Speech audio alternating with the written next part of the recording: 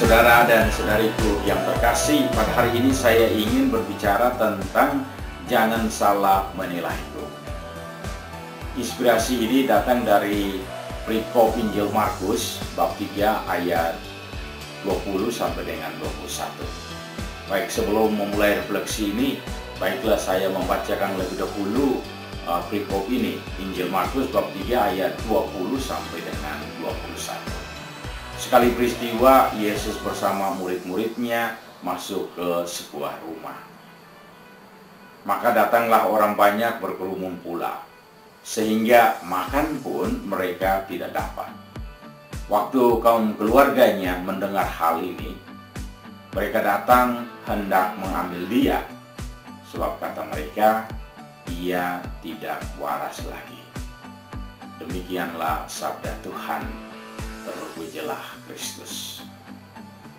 Saudara dan saudariku yang terkasih, jangan salah menilaiku.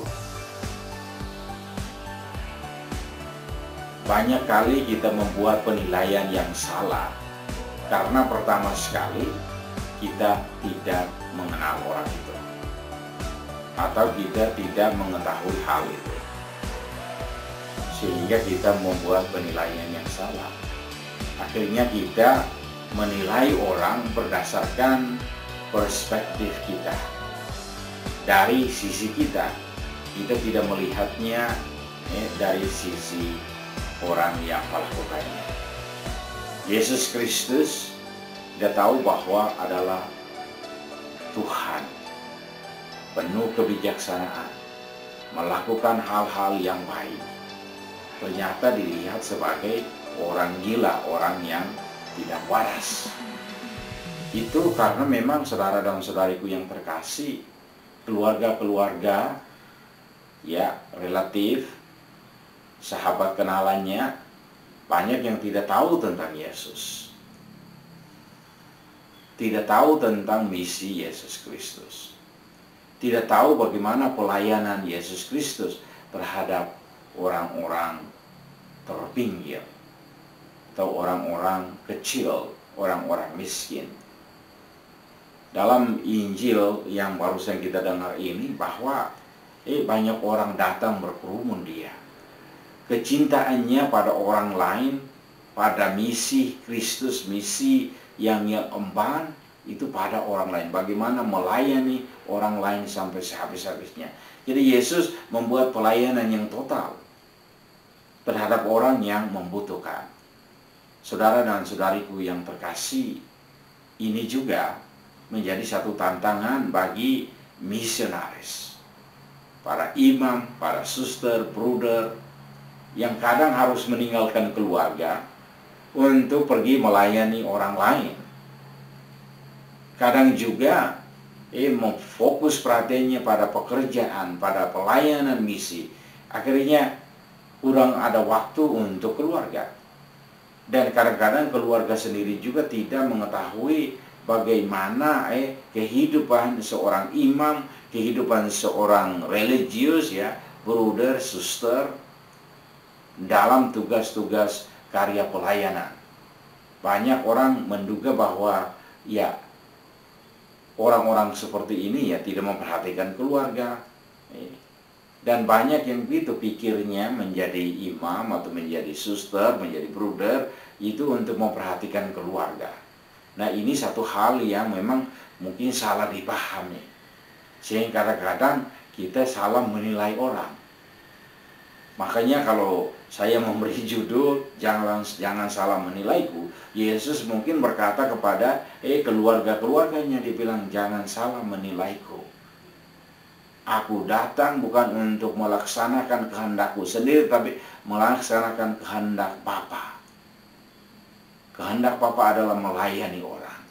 Jadi bukan memperhatikan keluarga. Jadi saudara dan saudariku yang terkasih, Injil hari ini ya yang kita bacakan pada kesempatan ini bisa membuat kita untuk merefleksikan lebih dalam. Dan mungkin satu pelajaran untuk keluarga-keluarga yang punya imam, yang punya suster, yang punya bruder, untuk memahami mereka bahwa kegiatan para imam, para suster, para bruder itu untuk melayani orang, mengikuti teladan Yesus Kristus, di mana bahwa melaksanakan misi Yesus Kristus, yakni melayani mereka, melayani orang-orang yang dipercayakan kepada mereka. Ini adalah tugas yang diberikan kepada para imam, para bruder, para suster untuk melayani orang. Jadi ketika kita melihat hal seperti ini, kita keluarga coba usaha untuk memahami mereka. Jadi para imam, para suster, para bruder bukan berjuang untuk menghidupi keluarga. Keluarga itu urusan keluarga. Yang kita mau buat, yang kita itu mendukung bagaimana itu. Jadi bukan seperti keluarga dari Yesus Kristus yang katakan bahwa mungkin kita ambil saja, dia ini sudah gila, dia tidak waras lagi. Itu bagaimana, tidak bisa makan, tidak bisa minum.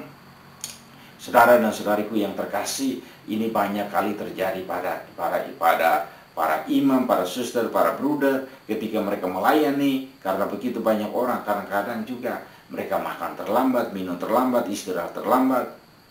Sehingga saudara dan saudariku yang terkasih, kita kadang juga harus memahami para imam, para bruder, para suster bahwa mereka punya tugas itu berat. Sehingga kadang-kadang mereka seakan tidak perhatikan keluarga, seakan tidak perhatikan sahabat, seakan tidak akan ini.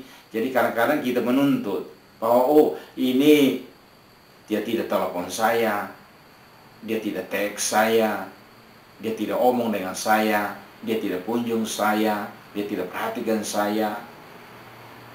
Saudara dan saudariku yang terkasih, ini adalah satu pekerjaan yang berat.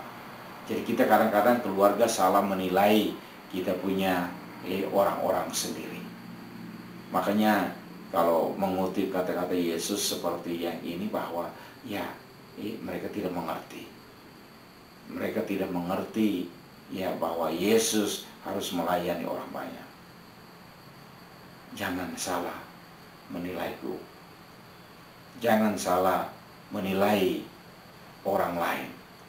Untuk bisa menilai orang lain dengan lebih benar, untuk bisa menilai orang lebih tepat, kita harus mengenal, mengetahui.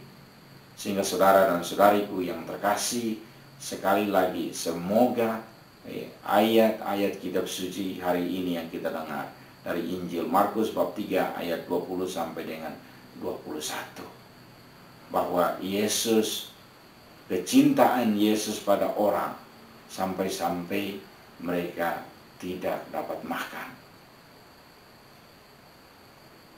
Jadi saudara-saudariku yang terkasih, kita berdoa semoga pelayanan kita yang kita buat mengikuti misi Yesus Kristus, sekarang kita harus mengorbankan waktu kita, mengorbankan tenaga kita, dan mengorbankan materi kita untuk melayani orang yang dipercayakan kepada kita. Semoga Tuhan memberkati Anda dan memberkati pekerjaan-pekerjaan Anda.